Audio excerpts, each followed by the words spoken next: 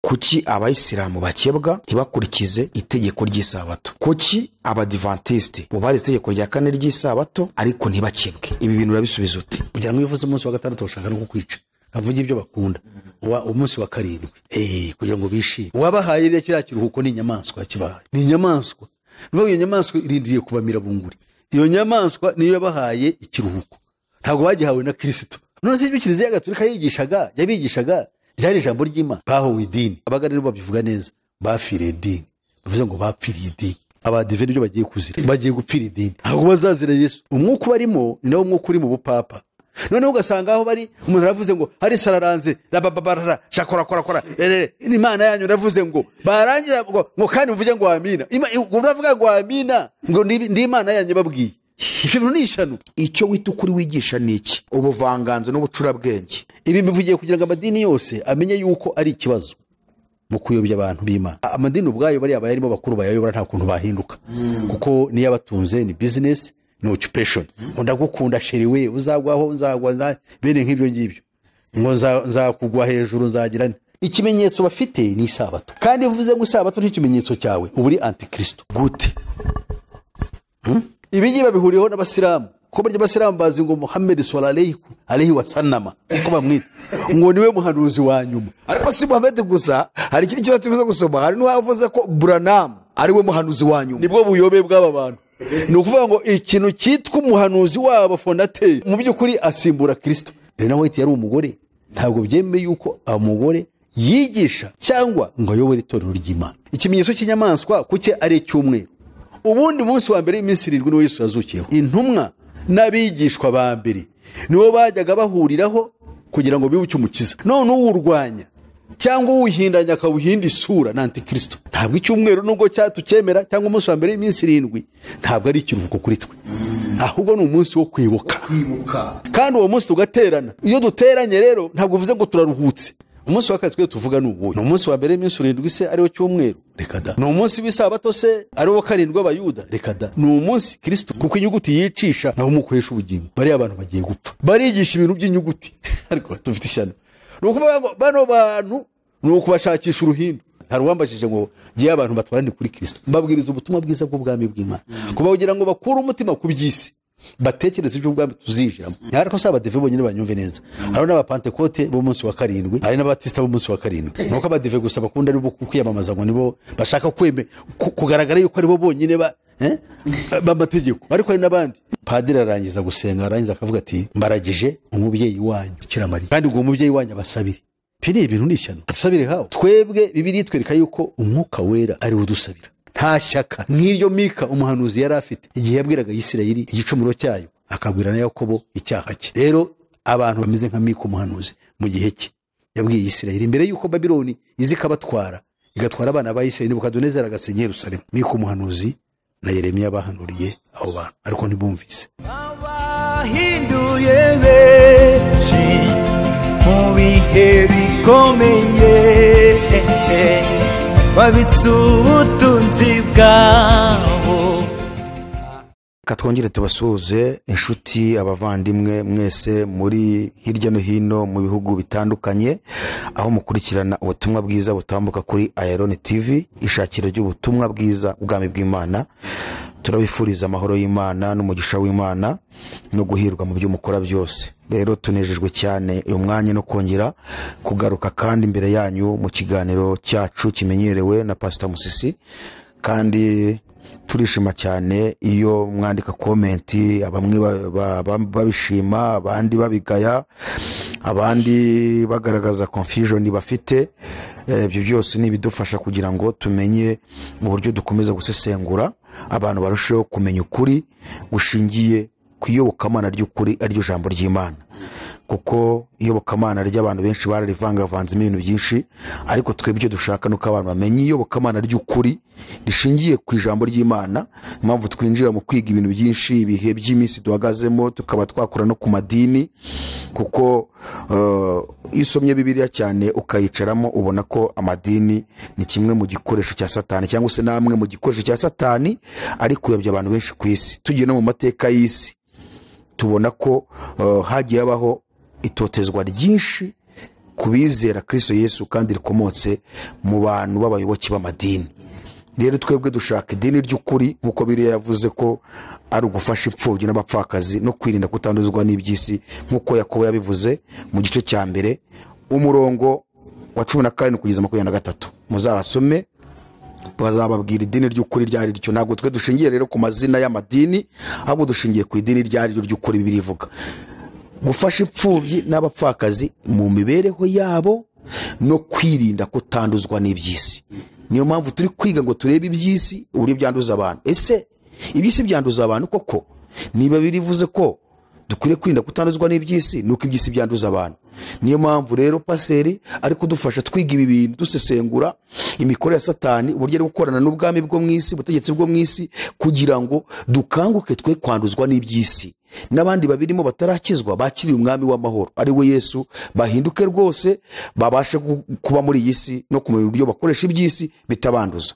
Reka twakire paseri abasuhuze, hanyuma adufashe gusenga twinjire mu kiganiro cyacu. Uyu munsi rero najya mbabwire ngo ikintu cya mbere tugiye kujya ni ugusubiza bimwe mu bibazo abantu bagiye bandika kugira ngo dukomeze gufashanya twubaka ubwami bw'Imana mu mitima yacu. Pastor, turabakiriye, muhawe ikaze kuri AYALONI TV. Reka musuhuze ababakurikiye, hanyuma dusengere iki kiganiro, hanyuma twinjire. Imana bamugisha. Urakoze. Imana yo mw'Ijuru iguhe umugisha. Turi mu gihe cyiza, dushimira Imana yatwongereye ku mbabazi zayo. Reka rero iki gihe tugikoreshe Imana yaturemye tugerageza kwamamaza umugambi wayo w'Agakiza kuri mwene muntu. Ndagushimye, nshimye mwebwe aba AYALONI TV bakora uko buri munsi kugira ngo kuri kugaragare mwitanga muri byinshi. No kuvuga ngo namwe ibihembo byanyu birababikiwe mu ijuru. Amen. Rero nitwa Ptr MUSISI, abandi umwigisha w'ijambo ry'Imana rijyanye no kubwiriza ubutumwa bwiza bw'ubwami no gushyira ahagaragara ubwirumvajuru, ari bwo bwiru buhanitse bukubiye mu buhanuzi bw'Imana boneka muri Bibiliya. Kakubitaho no kwigisha ibyo twita stigmatized knowledge. Ayo ni amasomo yihariye, stigmatized knowledge and social truths mu ndimi z'amahanga. Ni ukuvuga ngo ukuri kujyanye n'ibitubaho kandi bugaragazwa n'inyigisho zahinyuwe, ibyo bita stigmatized knowledge, cyangwa ibyo abantu bagerageza guhishira no gupfobya babyita amazina anyuranye ngo conspiracy theory n'ibiki byose. Ibyo ndabyigisha. Iyo ubyize ibyo ngibyo rero ubaye icyo twita mu Cyongereza alternative theorist. Yewe nk'abandi master muri alternative theory. Ndasuhuje abandi bose bumva muri Kinyarwanda n'indimi zorushamikiyeho, cyane cyane nk'abanyarwanda ubwabo bari mu Rwanda, mu karere k'ibiyaga bigari, ku mugabane wa Afurika wose no ku yindi migabane yo hakurya y'amazi magari, ndetse no mu birwa bya kure. Ndabasuhuje muri no gusuhuriza n'abavuga ruri indimi zishamikiye ku Kinyarwanda, bene wacu b'Abarundi, abanyamurenge, abanyabwisha, abagugwe, abafumbira, abahororo, abahana bahangaza. Abo bose iyo nitegereje ururimi tuvuga, ibi tuvuga byabafasha mu buryo bw'umwuka.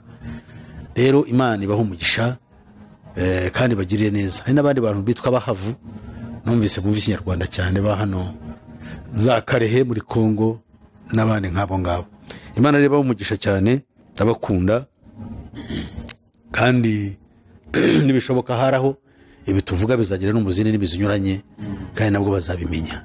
Imana reba umugisha kandi bagirire neza, turabakunda. Uhoraho Mana yacu niwe Mana y'ukuri, Imana ikora ibikomeye, igakora ibitangaza. Niwe udushizeho, ntabwo wadushizeho kugira ngo gusa tugere mu isi, ahubwo tugomba gusiga icyo bita track record. Ni ukuvuga umukururo cyangwa ikirari cyaho twanyuze, kugira ngo bigaragare yuko twabaye ingirakamaro mu isi. Abantu benshi rero banyura mu isi bagashyiraho ibirari byabo cyangwa imikururo, aho banyuze hagaragara ariko bakaba barasize ibara. Abo ni nabo benshi bari mu isi. Rero turakwingize kugira ngo twebwe tugire icyo twakorera inyoko muntu nyuma y'ibihe nk'ibi ngibi n'abazadukurikiraho, mu gihe ururimi rw'Ikinyarwanda ruzaba rugishobora kumvwa. Mana yanjye bazagira icyo bunguka. Nuko rero habwa icyubahiro, uyobora ururimi rwacu n'ubwenge bwacu, kuko ni wowe Mwuka Wera, ni wowe twibutsa ibyo tugomba kuvuga biboneye kandi bikwiriye. ubuntu ukuntu dufashe kugira ngo tuvuge ibikwiriye kandi biboneye, tubyambarije mu izina ryawe Kristo Yesu umwami wacu, amen. Murakoze pase kudusengera kugira ngo twinjire mu kiganiro cyacu. Uyu munsi rero mbere y'uko dukomeza ibindi biganiro, twari twasabye ko mwadufasha gusubiza bimwe mu bibazo abantu bagiye babaza, ariko cyane uko nitegereje na abantu bona bafite imyemerere yo mu madini. Rero twifuje ko mwadufasha kugira ngo dukomeze tuganire twinjira mu byanditswe byera, icyo ukuri kw'ijambo ry'Imana kugaragaza. Reka noneho dusome message. Mwanditse message nyinshi, ariko turabakunda cyane rwose, bitugaragariza ko mukurikirana inyigisho kandi mushaka kumenya. Hanyuma wenda harimo abantu bashobora kuba baza wenda ari kugira ngo bahangane, ariko ibi bintu by'agakiza so guhangana, ahubwo ku muntu wifuza ubugingo buhoraho nuko yigana ubushishozi, akamenya ukuri, agasesengura mu byanditswe byera, akamenya imikorere ya Satani, ndetse akamenya n'uwatumwe n'Imana n'uwatumwe na Satani. Mukabireba ukavuga ese uyu mupasitoro ibavuga yatumwe n'Imana cyangwa na Satani, ukabisuzumisha ijambo ry'Imana. Reka dusome noneho rero imwe muri komenti bagiye batwandikira, nubwo turi busome nyinshi uko Imana dushoboje, ariko reka duhere kuri iyi ngiyi. Uyu yaranditse, ntabwo yavuze izina rye, yanditse aravuga ngo Dear Ptr Musisi, rwose uri intumwa y'umubi, uri kuri mission iri social mu kwangiza ubugingo bw'abasenga Imana. Twakwibariza icyambere, iyo ujya kuri public ukavuga ko abadive bigishwa kuvugishwa n'imyuka mu mayerekwa nk'ay'abapantekote, hari umuntu wo mu madini yandi utazi ko tudakorana n'iyo system? Arongera ati, icyo ni icya kabiri, abadive usebya nicyo cyigisho kiganisha abantu kuri Kristo uvuga? Icya gatatu, inyigisho utanga nturabona ko ari assumptions cyangwa ibyiyumviro n'ubucurabwenge bukomatanije bifatikanije no gusasira ukoresheje Bibiliya ngo werekeze abantu aho mishoni uriho iganisha? Icya kane, icyo wita ukuri wigisha ni iki? Ubuvanganzo n'ubucabiranya ntiwasobanukiwe, cyangwa uri kuri mishoni nk'abandi bapasitori babaye minati bose? Icya nyuma cya gatanu yanditse avuga ngo impamvu tugukurikirana tutari mu myumvire imwe nawe ni iyihe? Ashatse hano ahita agaragaza ko abanyabwenge ari abantu nyine ngo bakurikirana umuntu nubwo yaba arembye, ariko bagashakisha uburyo bwose bamugarura, bamukiza.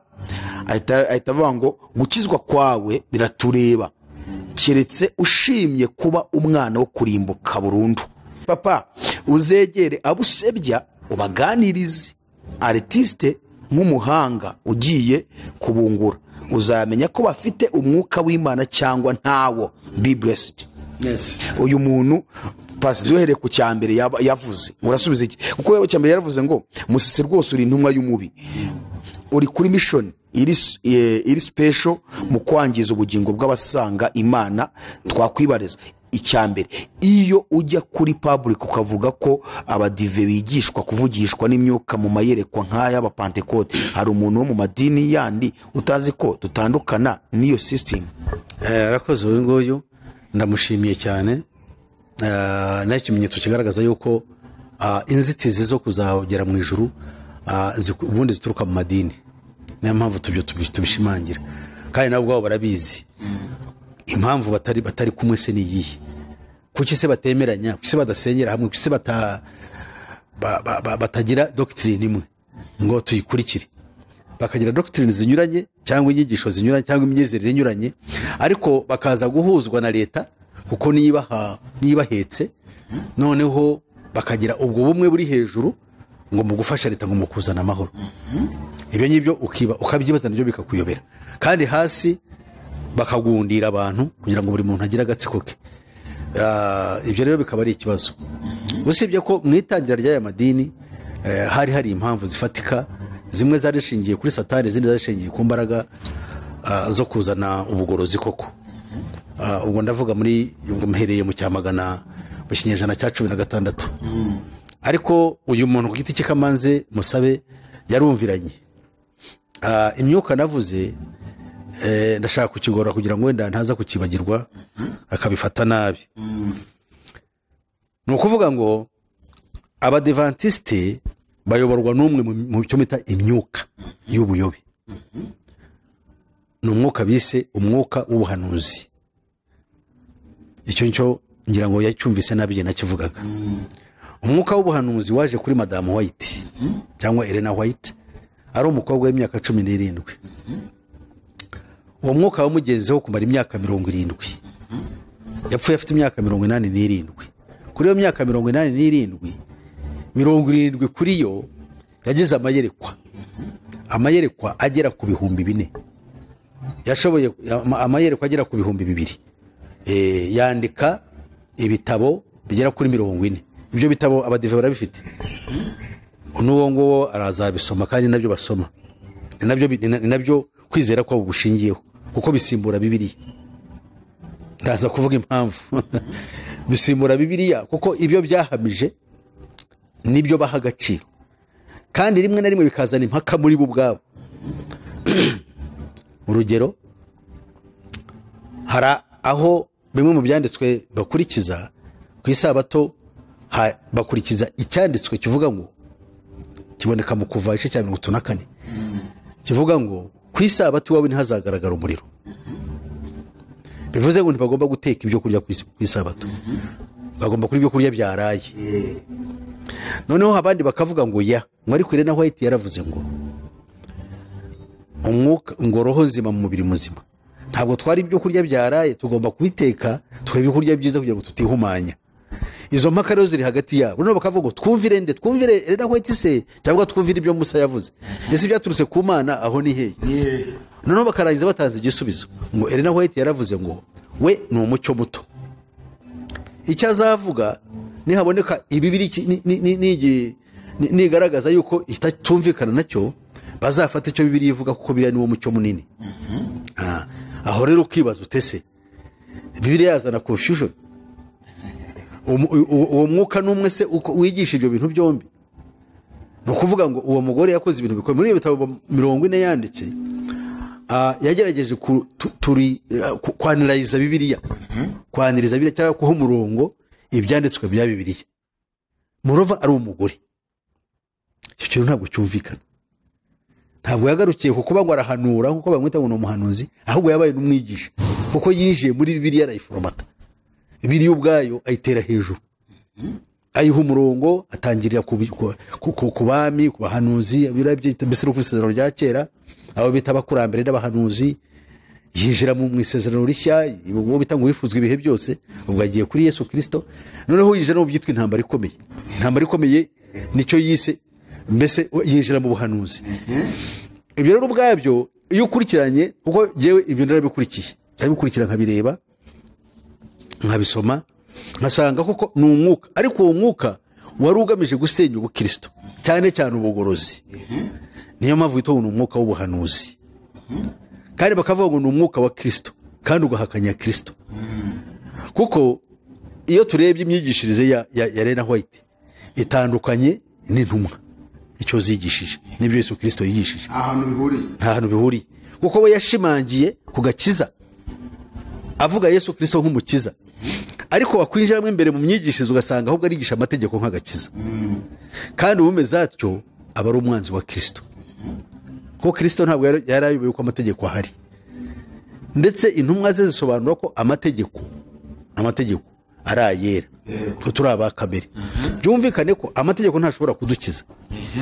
Icya kabiri, ntabwo bo barigisha ngo Yesu cyamuzanye ngo ni ukugira ngo tubashishe gukora ibyo amategeko asaba. Ibyo rero biba binyuranye na Kristo icyo yatwigishije. Kristo yigishije ngo cyangwa icyamuzanye kwari ukugira ngo umwizera atarimbuka ahubwo ahabwe ubugingo buhoraho binyuze mu guhinduka umwana w'Imana, kubyarwa n'Imana ubwayo ikamuha kamere. Ibyo bintu abarwanya ibyo bintu bafite confusion bazana, icyo bizera ntibakizi. Muri uru rwandiko Pawulo yandikiye abagalatiya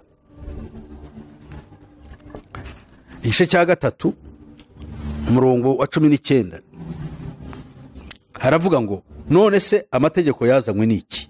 Cyo ni ikibazo. Amategeko yazanywe n'iki? Kuko Aburahamu nta mategeko yahawe, na Yosefu n'abasogokuruza bari muri Egiputa nta mategeko bari bafite. None se yazanywe n'iki? Bibiliya yasobanuye ngo yategetswe hanyuma kubw'ibicumuro kugeza aho urubyaro ruzazira urwasezeranijwe. Yes, kugeza aho urubyaro. None se urwo rubyaro rwavugaga ninde? Ni ukuvuga ngo aya mategeko batweretse yuko yategetswe kubera igicumuro, kubw'ibicumuro byari mu bantu. Icya kabiri batuvuga ati kandi ayo mategeko azageza aho urubyaro ruzazira. Iki mu kidusobanurire ni ukuvuga ngo urubyaro rwategetswe nirumara kuza amategeko ntabwo azongera kwigishwa nk'inzira yo gukiranuka k'umuntu. Azigishwa kugira ngo amenyekanishe icyaha, kuko ntabwo twayakuraho. Ariho kugira ngo tubwire icyaha icyo ari cyo. Iyo tumaze kuyareba turireba tukivaho, kuko turemye mu ntege nke. Ndetse ubwacu tugiye kuvuga ngo amategeko twajya duhora mu marira, kuko ntabwo twashobora ubwacu kuyahindura. Aha rero niho na babandi bigisha ubuntu busaze, bwa buntu bigisha nabo bagwira, kuko bageraho bakavuga ngo amategeko ntacyo akivuze, ngo ahubwo ni ubuntu, ngo kwizera icyo Yesu yakoze ngo birahagije. Noneho imibereho yabo ntibatera ipfunwe. Abo rero nabo n'irindi tsinda rya Satani, ariko rishyigikiranye n'iry'amategeko, byombi birakorana. Gute pase? Ubwo hari abashyigikiye amategeko, hari n'abandi bashyigikiye ubuntu. Ubwo bamwe bararengera se bakarengera amategeko, abandi nabo bakarengera ubuntu. Bajya ku mategeko bakayigisha ariko batazi icyo bavuga, kuko ni Pawulo yaravuze ngo ntabazi ibyo bashegera. Bavuga iby'amategeko ariko ntibazi ibyo bashegera ibyo ari byo, kuko amategeko ubwayo ni isezerano, kandi amategeko burya afite uko ameze. Ni ukuvuga ngo ni isezerano ryihariye. Iryo sezerano ryihariye rero rifite n'uko rikurikizwa, kuko ntabwo ushobora kujya mu isezerano. Umwanditsi w'igitabo cy'Abaheburayo yaravuze ngo habonetse rishya. Ngo iyo ikintu gishaje kiba kimaze kuba gikuru, kikaba gize cyo kuvaho. Noneho rero ntabwo wabigenderamo byombi. Ubigenderemo byombi ubazanye confusion, ayidafata kimwe cyangwa ukarorera.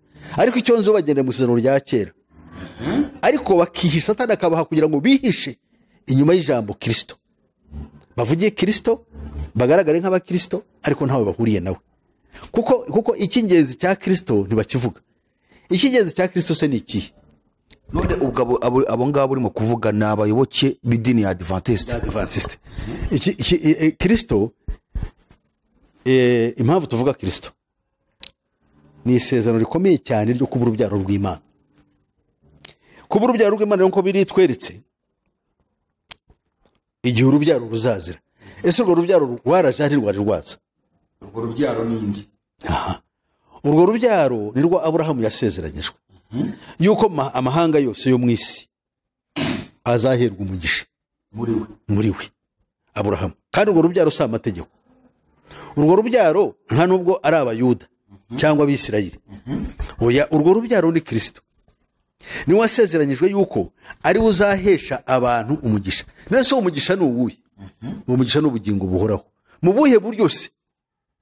Mu guhabwa umwuka wera w'Imana, ari we kimenyetso cyo gutoranywa kwacu. Mu rwandiko rwandikiwe Yohana rwa mbere igice cya 3 umurongo waho wa 21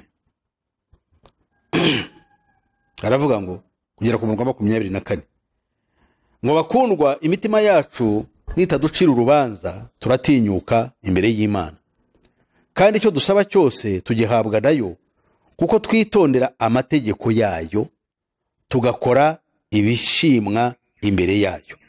Aha rero twumvise niyo mpamvu Bibiliya ikwiriye gusobanurwa n'umwuka wayanditse. Ntabwo ushobora gusobanurwa n'umwe mu myuka ya Satani nk'uriya witwa umwuka w'ubuhanuzi, kuko umwuka w'ubuhanuzi uvuga ku mategeko udutwara muri Yohana igice Yohana 14:15.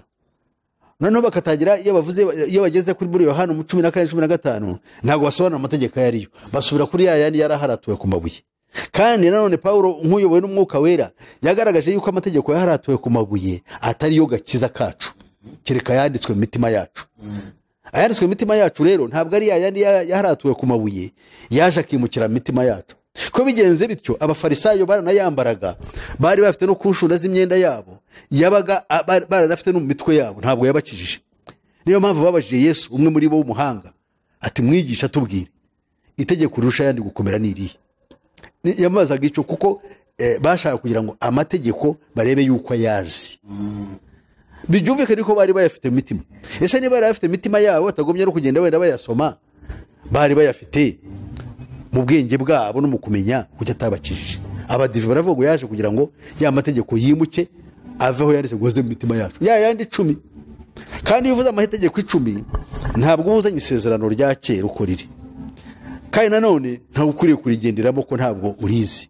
Itegeko isezerano rya kera ibyo bita amategeko, igitabo cy'amategeko ntabwo ari amategeko 10, ni isezerano ryose rya kera uko ryakabaye. Ariko pasi ihangane wenda akakantu nkakubaza gusoma nk'akamaze nkakuri aza kukibagirwa. Aravuga ngo bakundwa, imitima yacu nitaducira urubanza turatinyuka imbere yayo, kandi icyo dusaba cyose tugihabwa nayo kuko twitondera amategeko yayo. Aha rero tugikurira amategeko yayo avugwa ya mwuka. Aragira ati itegeko ryayo niri nuko twizera izina ry'umwana wayo Yesu Kristo. Ubwo urumva yuko bije amategeko y'umwuka yariyo kwizera izina ry'umwana w'Imana ari we. Ubwo noneho n'iryo tegeko, ubundi itegeko niryo rije ahubwo ry'umwuka dukwiriye kuba twumva. Kandi rero iyo ugiye mu by'amategeko ni uguhakana Kristo, ntabwo uba umwizera. Uba wizera agakiza gaturuka mu mategeko no kuyirata, kuko bavuga ko aribo birata gusohoza amategeko. Ariko saba Abadive bonyine banyumve neza, hari n'abapantekote bo munsi wa 7, hari n'abatista bo munsi wa 7. Nuko Abadive gusa bakunda ari bo kwiyamamaza ngo nibo bashaka kugaragara yuko aribo bonyine b'amategeko, ariko hari n'abandi. Hari icyo Yesu yadutegetse tubona muri Yohana igice cyaho cya 13 yabona ku murongo wa 34, itegeko rishya twahawe. Aha rero aha ngaha Yohana arongera kutwibutsa nk'intumwa ya Yesu. Ibi Yohana yabyandikiraga itorero ryari ryaramaze kwizera. Aravuga ati itegeko ryayo niri nuko twizera uwo yatumye ari umwana wayo Yesu Kristo. Icya kabiri, kandi tugakundana nk'uko yadutegetse. Kwizera Yesu Kristo tukanakundana, cyo kintu cyitwa urukundo ni kizatuma abantu bacirwaho iteka ku isi. Tubisoma muri Yohana 25, muri Matayo 25 kuva ku murongo wa 31. Abazacirwaho iteka abatazagaragaza ibikorwa ariko bakoreshejwe n'umwuka wera by'urukundo bazacirwaho iteka. Kwirirwa rero mu isabato ariko ukagaragaza yuko urayubaha ukanayiririmba, ni nk'aba bandi baririmba Bikira Mariya, ndetse bakavuga bati padiri arangiza gusenga, arangiza akavuga ati mbaragije umubyeyi wanyu Bikira Mariya, kandi ngo umubyeyi wanyu abasabire. Piri ibintu nishyano, asabire hawo. Twebwe Bibiliya itwereka yuko umwuka wera ari udusabira. Ibi bivugiye kugira ngo amadini yose amenye yuko ari ikibazo mu kuyobya abantu b'Imana, kandi abayagize, kuko amadini ubwayo bari abayarimo bakuru bayayobora nta kuntu bahinduka, kuko niyo abatunze ni business, ni occupation. Bibiliya yasobanura neza ngo nimukurikira impumyi, ngo impumyi niranda-tindi bombi bazagwa mu rwobo. Noneho rero umurongo wa 24 ni gaheza, uravuga ngo kandi uwitondera ayo mategeko yayo aguma muri yo nayo ikaguma muri we. Witondera amategeko abiri, kwizera Yesu Kristo no gukunda nkuko twakunze, nkuko Imana yadukunze, kandi nkuko twategetswe na Yesu Kristo. Erega aya mategeko nta nubwo umuntu ashobora kuyihata. urukundo rwo bita agape apana rwo bita filosi. Filosi ni urushingiye ku urukundo rushingiye ku by'abantu bapfana. Kinyarwanda baca umugani ngo uba wakuvira utamwikoreye. Ntumwikoreye ariko akakuvira. Ko n'ubu ngubu wowe bazagushakisha abene wanyu baba bugufugiza ikibazo. Nibo bakorwa n'isoni mu bibazo. Naho baba batagusura ariko bashoboye ikibazo uzabona baje. Fuira uriya muntu adapfa akaribwa nibwo ku karubanda duhari byazaba bikaba inyuru. Lazima tumuhambe ariko tumukire. Nibo bagomba kuza mbere. Noneho rero urwo rukino twita urukundo twitwa filosi. Akaba n'urukundo rwitwa erotika rushingiye ku kurigira. Urugo abahungu bagenda babeshya abakobwa ngo ndagukunda bakanaberemo n'indirimbo abantu bakabajya inyuma. Ngo ndagukunda sheri we uzagwaho nzagwa bene nk'ibyo ngibyo. Ngo nzakugwa hejuru nzagira ni romantique. Romantism. So izo nkundo zirapfuye ko zishingiye kuri kamere y'umuntu. Hariho urukundo agape rw'Imana tutagira ikigombero rudafite kirushingiyeho kandi rukunda n'umwanzi wawe. Urwo rukundo ruvuga ngo uwawe uzamugaburire, uwawe nkaye niba yaguye mu manga uyikuremo, yaguye mu mwobo uyikuremo n'indobo we n'umwana we nagira ikibazo nusanga ntuzam kandi ari umwanzi wawe. Erega burya twirata ibyo tudashobora kuko ntabwo tuzi ibyo turimo turabeshya gusa. Noneho akavuga ngo 24 kandi witondera amategeko yayo aguma muri yo nayo ikaguma muri we. Nuvuga ngo Imana kuba muri wowe nawe ukaba muri yo nuko muri no mategeko abiri. Kuko urukundo ni Imana. Ufite urukundo abafite Kristo abafite Imana muri we. Kandi ngo ntabwo waruhabwa n'indi cyese ubihabwa n'uruhabwa no kwizera Yesu Kristo ko ni uduhesha umwuka. Ngo kandi witondera amategeko yayo aguma muri yo nayo ikaguma muri we. Kandi kitumenyesha ko iguma muri twe ngiki mu mwuka yaduhaye. Kuko umwuka niho kimenyetso twahawe. Ibi rero nibyo bigomba gushimangirwa mu isezerano rishya kwigishwa. Ntabwo ari kwigisha amategeko cyangwa isabato cyangwa iki. Imwuka yaduhaye uturuka ku kwizera Yesu Kristo. Ari tuba tubura urubyaro rwasezeranyijwe. Rwagombaga kuza. Kuko umutegeko ari umushorero.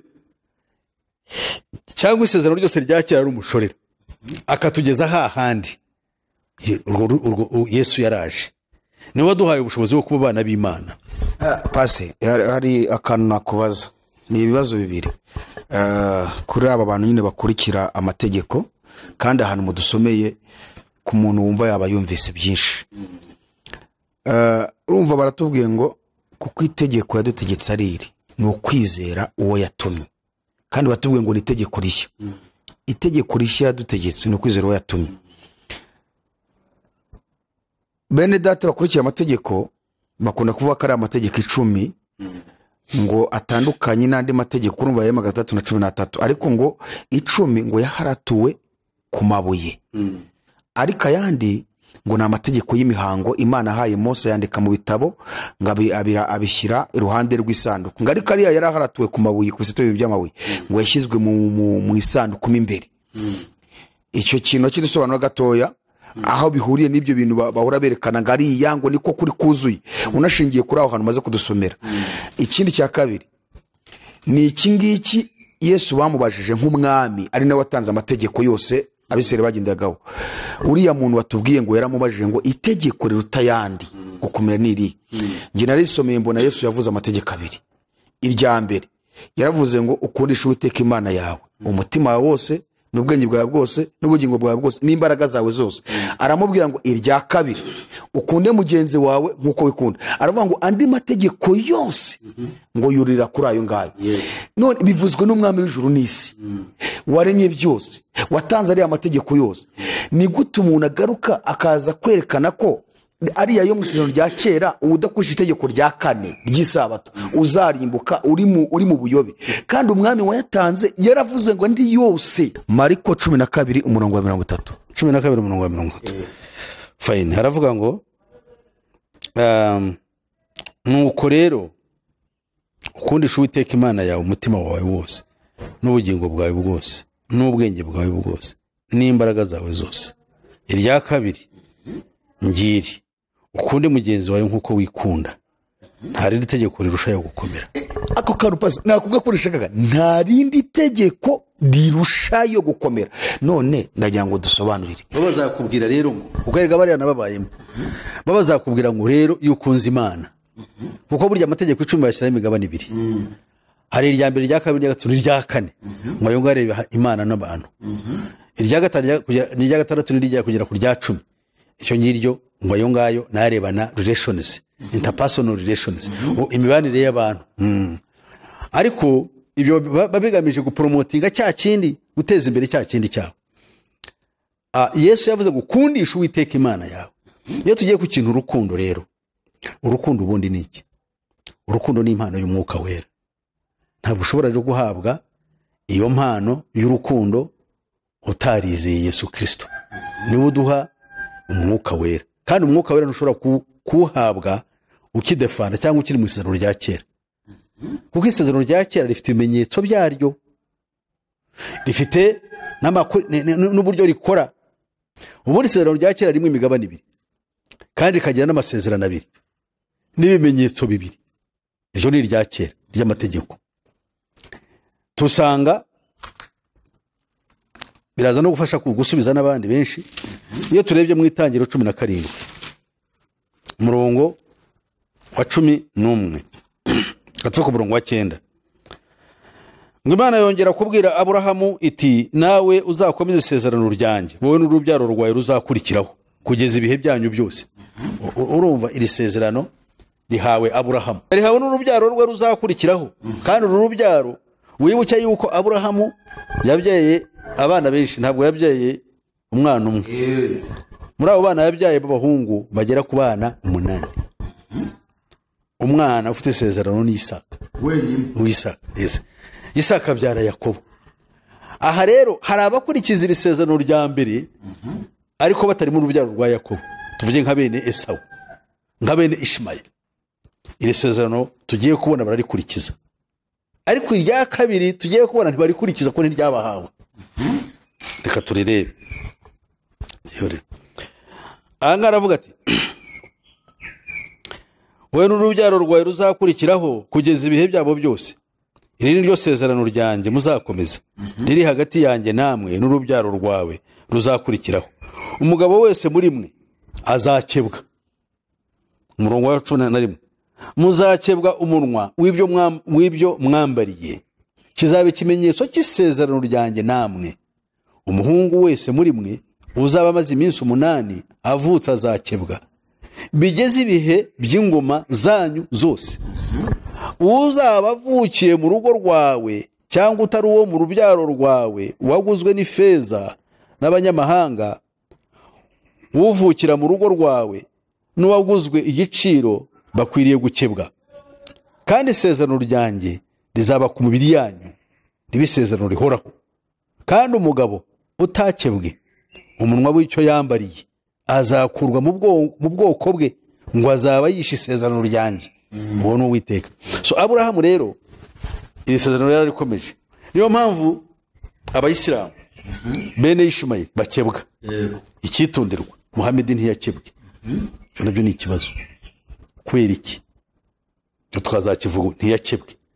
Kuko bene Ishimayeli nabo igihe aya magambo n'amategeko n'imigani y'Aburahamu yose ntabwo yari yabahawe.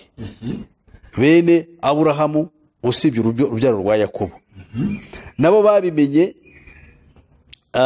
kubera Isaka na Yakobo, ariko abandi batatanye ntibari barabikurikije.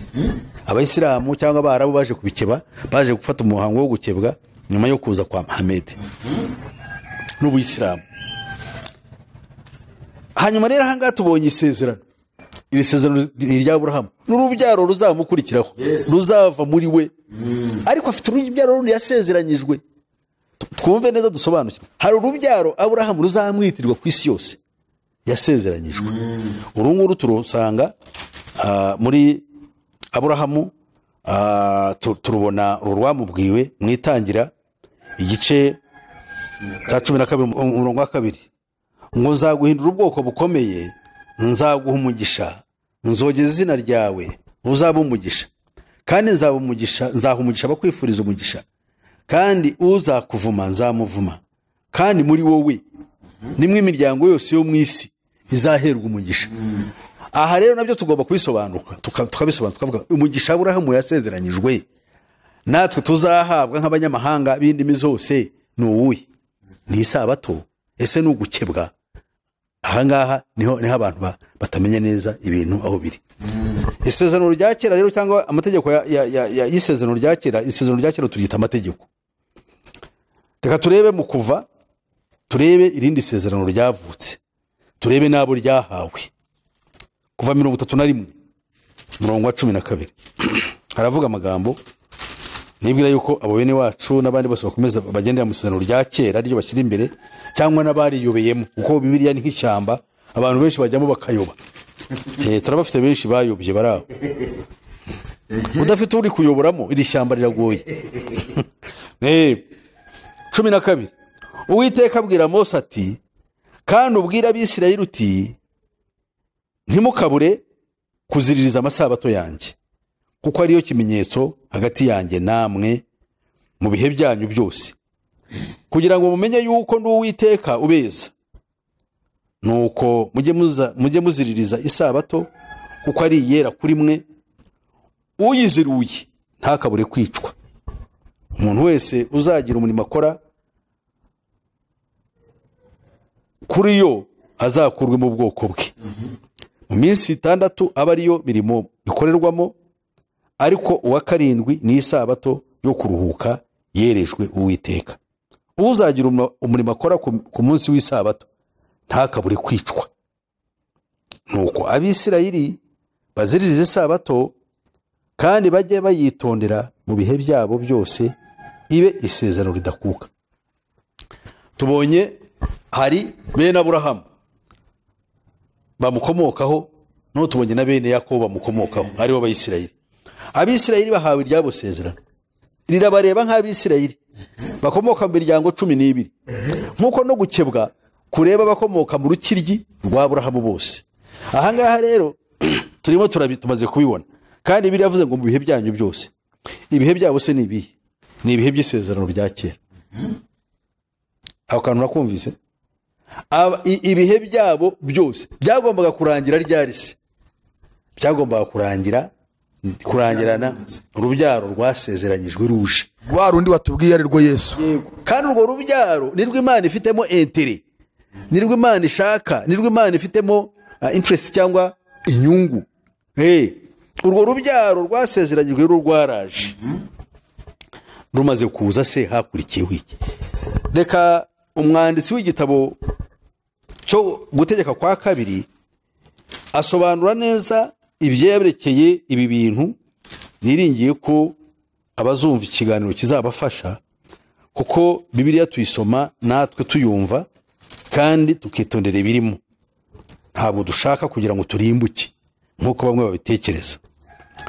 Murongo wa 15 gutegeka kwa 2 ibice 5 murongo wa 15 aravuga ngo, kandi ujye wibuka yuko wari umuretwa mu gihugu cya Egiputa. Uwiteka Imana yawe igukuza y'amaboko menshi n'ukuboko kurambutse. Nicyo cyatumye Uwiteka Imana yawe gutegeka kuziririza umunsi w'isabato. Impamvu zirasobanutse. Ni bande babaye mu gihugu cya Egiputa imyaka 400? Abisirayeli. Urubyaro rwa Yakobo. Ruzamutse ruvuyeyo, Imana iruhisezerano ryiyongera kuri ryari ryo gukebwa. Iyo ni ry'isabato. Kandi mbere ntiryari ryabahawe, ko Aburahamu ntabwo yaravutse isabato, ntabwo yigeze ayibwirwa. Bo bashaka kwereka ngo yarayiruhukaga. Rukibaza yayiruhukaga hehe se? Kandi Paulo adusobanurira neza ngo Aburahamu yakijwe no kwizera. Ngo wizera nkawe n'abazakizwiza. Ntabwo rero ari amategeko yakoraga, aho ntabwo tuyazi. Nabo ntabwo bashobora kubyerekana yuko Imana yahaye Aburahamu amategeko arimo no kuruhuka isabato. Pase uvuze icyo kintu, ndibuka ko hari umuntu twigeze kuganira, we agerageza kunyumvisha ukuntu Aburahamu yahawe amategeko. Yabishingiye mu itangiriro. kiriya gice cya kabiri ahatubwira kuva ku murongo wa mbere uburyo Imana yaremye ibintu byose ikaruka ku munsi wa karindwi. Noneho aravuga ngo ntabwo Imana yagomba guhamagara Aburahamu ngo ibure kutamubwira kiriya kintu cy'uko yaruhutse ku munsi wa karindwi, ngo Aburahamu rero ngo ubwo Imana yamubwiye kagomba no kuruka kuri uwo munsi. Ariko nta hantu Bibiliya tugaragariza ko Imana yabibwiye Aburahamu, kandi Bibiliya ivuze ngo amategeko yahawe kubw'ibicumuro ngo urubyaro rutari rwaza. Nta kindi yahawe amategeko. Amategeko yahawe na Mose, kandi amategeko yahawe abana ba Isirayeli. Ko turabona yuko Aburahamu n'urubyaro rwa mbere rurimo na Ishimayeli na bene Ketura ntabwo bahawe ayo mategeko. Iyo baza guhabwa ayo mategeko nibo bajya kuba bafite isezerano ryayo, ariko ntibarihawe amategeko. Yaje hanyuma ahabwa Mose wo mu rubyaro rwa Yakobo, ayaha ubwoko bwe. Niho n'isabato yaziye. Isabato kumvise impamvu yaje nuko bari abaretwa, Imana ikabakuza y'amaboko arambutse. Irabura ngo bajye bibuka baruhuke, bajye bibuka yuko Imana yabaruhuye, bityo baruhure n'abandi bantu, abaretwa babo, abagaragu, abaja babo n'inyamaswa batunze, baruhuke. Aho rero icyo kintu ntibakimenye neza. Noneho umuntu yabaza ngo ariko se wowe noneho ibyo uvuga ntitubyumva, nose twe turuhuke ryari? Cyo tugiye nshaka kugeraho. Mbere yuko icyo kigeraho bukazigamya ku kantu naje katubwira, ni ikibazo nshaka kukubaza kugira ngo kidusobanurire, kuko numvisha ukora no ku Basilamu. Itegeko ryo gukebwa ryahawe Yakobo, ryahawe Aburahamu Prito, ariko bizakomeza no ku rubyaro rwe rwose. Hanyuma kuri Yakobo abamukomokaho bahabwa itegeko ry'isabato ry'ikiruhuko. Bivuga ngo hari ugukebwa, hari no kuruka ku munsi w'isabato cyangwa ku munsi wa karindwi. None kuki Abayisilamu bakebwa ntibakurikize itegeko ry'isabato? Icyo ni icyambere. Icya kabiri, kuki Abadiventiste bo bari itegeko rya kane ry'isabato ariko ntibakebwe? Ibi bintu urabisubiza uti? Icyo nayo nakikubaza. Niba kuko Abadiventiste abenshi muri bavuga ko ari bo Bayuda, muri Bayuda basigaye, bakavuga yuko bari Abayuda ngo Imana yabaciye kuko batizeye Yesu. Bo nibo Bayuda bakumatije byombi, kuko bizeye Yesu kandi bakaba ari n'Abayuda mu mategeko. Wabambaritse se amategeko ko mudakebwa no kubera iki? Nyine urumva ni kibazo, kuko kugira ngo amategeko abe yuzuye harimo uwanditse hano ntabwo turasoma, we yanditse aravuga ngo rimwe ryonyine, ngo niko birivuga ngo ni wica rimwe nandi uzaba wayisha.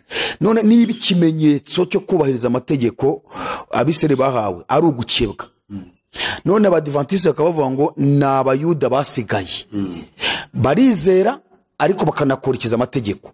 Niba badakebwa ayo mategeko bayakurikiza gute, kandi amategeko ikimenyetso cyayahamyaga ari ugukebwa? Ni ukuvuga ngo niba ari bene Aburahamu koko bagomba no gukebwa. Kandi niba bavuze ngo ntabwo ari bene Aburahamu ahubwo ni bene Yakobo, nabwo bagomba gukebwa, kuko Aburahamu Yakobo nayo amategeko yarayakomeje, kandi ryari itegeko ridakuka ibihe byabo byose. Nose wambwirute niba bari mu bihe by'Abisirayeli, kuko ahangaha nicyo hatubwira. Twibuke ko aya magambo nitujya tuyasoma, iyo tuyasomye tuyobowe n'umwuka nibwo dushobora kuyasesengura. Isabato bivuze ikiruhuko, nk'uko ari ryo kimenyetso hagati yanjye namwe mu bihe byanyu byose. Nuvuga isabato cyangwa umunsi wa itegeko rya kane rikomatanyije ibintu bibiri by'ingenzi. Icya mbere ni ikiruhuko, icya kabiri ni ikimenyetso. Niba rero kuko nabo niko bigisha, ikimenyetso bafite ni isabato, kandi uvuze ngo isabato n'ikimenyetso cyawe uba uri antikristo. Iyo ufite ikimenyetso cyawe ari isabato uba ubaye antikristo. Gute? Nuko bawihakanye ikimenyetso twahawe. Ikimenyetso cyo duha ari wo mwuka wera w'Imana duhabwa ku kwizera Yesu Kristo. Uvuze gutyo hano umuntu wanditse hano avuga ngo icyo ni ikinyoma wavuze, ngo ikimenyetso Imana haye abantu ngo ntaho gishingiye n'umwuka wera, nk'ikimenyetso n'uyu munsi wa kane w'isabato. ariko pazi ari ikibazo utaransubiza kuri ibi bintu. Niba abadivantiste batubahiriza itegeko ryo gukebwa kandi bakurikiza itegeko rya kane ry'isabato, ese ubwo bari mu murongo wa nyawo w'amategeko yose, cyangwa n'ubundi nabo bararyishe nubwo barwanira itegeko rya kane ry'isabato, nabo ubwo ntabwo bari mu murongo wa nyawo wuzuye kuko badakebwa? Nibajya gukebwa n'abana babo bakebwe. Ndakubwira yuko bari mu kaga gakomeye. Icyambere na mbere bari mu isezerano ryataye agaciro tigeze rikiza abantu, ariko ntabwo rigarukira aho ngaho, nuko ryo ryateshejwe agaciro n'isezerano rishya. Noneho rero nukuvuga ngo kuki bari komeza se kuri bamwe kandi zashobora kubakiza. Cyo ni ikintu nakubwira. Icya kabiri, nibashaka baryihambireho ntabwo bashobora kurisohoza, kuko ntabwo bashobora guhabwa umwuka w'Imana kandi bakiriho. Ibyo bituma wa mwuka batawuhabwa umwuka w'Imana, kuko abayuda kuki batahawe shura umwuka w'Imana? Nuko bari batakabaye urubyaro rwasezeranyijwe. Cyambere abadivantiste, ngira ngo turacyari kuri cya kibazo cyamwe ni data bira yanditse, yavuze ko washatse kubumvisha ko ngo bakurikira imyuka y'ubuhanuzi mu y'abapanekoti, ngariko ngo bo ntago ibyo banabyemera, ngo ibyo ni ibintu bizwe. None agaruka ku mwuka w'Imana, bivuga ngo ntago uba wemera uwo mwuka wera uri kuvuga ngo ubajyamo, sinzi niba bawemera. Sibyo? Ntago uba wemera. Bo ikimenyetso bemera ni ikimenyetso cy'isabato. Ni nayo mpamvu bahakana ibintu by'impano, izi mpano z'ubuhanuzi niyerekwa n'ibindi, no kuvuga ngo ngiye ngo nuzo umwuka wera, ibyo ntago babyemera. Ikibazo rero kirariho kikerekana ko bafite ibibazo. Biriya bintu barabyemera kuko nabo bayoborwa na politike cyangwa na system ishingiye ku mayerekwa. Naho yarerekwaga, yagize amayerekwa 200,000, yandika ibitabo 40, yandika ibyo bita verses cyangwa Icyongereza babyita ngo ni articles cyangwa udukuru tugufi 5,000. Noneho rero amaze kubyandika, amaze ibintu byose kubyandika, na amayerekwa. Cyakora hari icyo yihanije. Yarabwiye ngo niwe muhanuzi wa nyuma, nta wundi nyuma ye, nta wundi. Niyo mpamvu rero aho barahapfira. None ibindi byose bo bareba we gusa. Ibigi babihuriyeho n'abasilamu, ko burya abasilamu bazi ngo Muhammad sallallahu alaihi wasallam ko bamwita ngo niwe muhanuzi wa nyuma. Ariko si Muhammad gusa, hari ikindi cyo tuvuze gusoma, hari n'uwavuze ko Branham ari we muhanuzi wa nyuma. Nibwo buyobe bw'aba bantu. Ni ukuvuga ngo ikintu cyitwa umuhanuzi wabo fondateri niwe mu by'ukuri asimbura Kristo, niwe muhanuzi wa nyuma. Yesu yaravuze ngo umuhanuzi wa nyuma ni Yohana Batista. Undi uvuga niwe muhanuzi wa nyuma azagibwaho n'urubanza rwo kuyobya abantu. Twe tuzi yuko umuhanuzi ari Yohana Batista. Ubona yakurikira umwami wacu. Basogokuza bavuga Imana yavuganaga nabo nyuze mu kanwa k'abahanuzi, ubivuganira nabo nyuze mu kanwa k'umwana wayo ari we Yesu Kristo. Ni utuvugisha natwe uyu munsi akatuyobora mu byo tuvuga ubu, ni uvugira muri twe. Nubwo hashize imyaka 2,000 umwuka amanutse. Ni ukuvuga ngo agakosa bakoze cyangwa uyu mugore yabakoreye, we yagaragaje ko umwuka w'ubuhanuzi uhari, ariko asoza avuga ko ari we wa nyuma, abandi bahanuzi bose bazaza sabahanuzi bashwi. Kandi ibyo nta bihuriye ko nta umwihariko we n'abandi bahanuzi bose b'ibinyoma. Ibyo niko babikora. Fondateri wabo babwire ko nta kintu, uvuga ngo abatangiye kubabwira batinya guhanura no kugira ikindi bakora, aba bakanze iyo tuzagira ubundi bwinge bashobora kungurwa n'umwuka w'Imana, aba bazirikiye ahantu. Ikindi cyose kizaza tuvuye ku mwuka wera bazakirwanya, kuko bazava uwo mwuka ntabwo tuwemera. Turemera uriya wa Ellen White. Ellen White yari umugore, ntabwo byemeye yuko umugore yigisha cyangwa ngo ayobore itorero ry'Imana. Bibiliya ibira, ariko baramukurikira. None ugasanga afite imbaraga kurusha abandi bayobe bose, usibye Muhammad. Abandi bayobe bose uyu mugore barusha imbaraga bo mu bukristo. Abitwa Branham, abitwa abayehova, abo bose ni abagabo babazanye, kimwe n'abitwa bamurimuri, ariko bafite imbaraga zikomeye ku isi, ku buryo bije no mu buhanuzi bakaba batwereka ko hamwe no kurangira ku isi igiye kuzira icyumweru. Igiye kuzira icyumweru nk'ikimenyetso cy'inyamaswa. Kandi ibi ngibi cyo bashatse kuvuga biravuga iki? Ikimenyetso cy'inyamaswa kuke ari icyumweru. Ubundi munsi wa mbere y'iminsi 7 niwo Yesu yazukiyeho. Intumwa n'abigishwa ba mbere nibo bajyaga bahuriraho kugira ngo bibuke umukiza. none uwurwanya cyangwa uwuhindanya akawuhinda isura ni antikristo. Kuko uwo munsi ni umunsi Yesu yategetse itegeko rikomeye ngo mujye mukora ibi buri gihe kunyibuka, kugira ngo munyibuke. None umunsi wo kumwibukiraho baragira ngo uzimangatanye. Byatangiranye na Kiliziya Gatolika wihindura umunsi wo kuruhuka.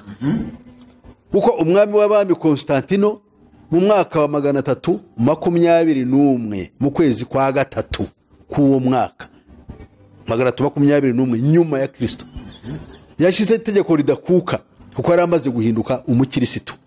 Ari nabwo Roma nkirisitu yatangiye. Noneho ashyiraho itegeko rivuga ngo uwo munsi w'icyumweru ubaye ikiruhuko mu bwami bwa Roma. Ubaye ikiruhuko abakirisitu b'icyo gihe n'abandi bose barabyishimira, ariko mu by'ukuri bari bakuyeho ikiruhuko twemera twebwe tugendera muri we Kristo. Ntabwo icyumweru nubwo cyatucyemera cyangwa umunsi wa mbere y'iminsi 7 ntabwo ari ikiruhuko kuri twe, ahubwo ni umunsi wo kwibuka. Yes. Kandi uwo munsi tugaterana. Iyo duteranye rero ntabwo uvuze ngo turaruhutse. Amateraniro si cyo kiruhuko. Amategeko yavugaga ikiruhuko cy'umubiri, ariko twebwe umwuka twahawe ikiruhuko cy'umutima. Cy'umwuka mu mutima. Umutima wo mu mitima. Burya intambara nyinshi n'akaga kenshi tugira kaba mu mitima yacu. Ntabwo habe n'akanga n'amara kaba mu miruho yacu. Iyi miruho turuha turayiruha. Ariko kuko tutari abacakara mu gihugu cya Egiputa, ntabwo tuziririza uwo munsi ngo twibuke ibyo ngibyo. Ahubwo icyo dukora ni iki: turuhuka, twibuka uburyo twari abacakara b'icyaha, kandi ngo tubyibuka buri munsi. Kandi tuba turuhutse buri munsi, kuko dufite ibyiringiro. Twaba mu miruho, mu mihati, mu ntambara, mu nzara, mu makuba, tuba turuhutse. Turuhuka mu ki? Mu byiringiro byo bishingiye ku isezerano ry'Agakiza twahawe.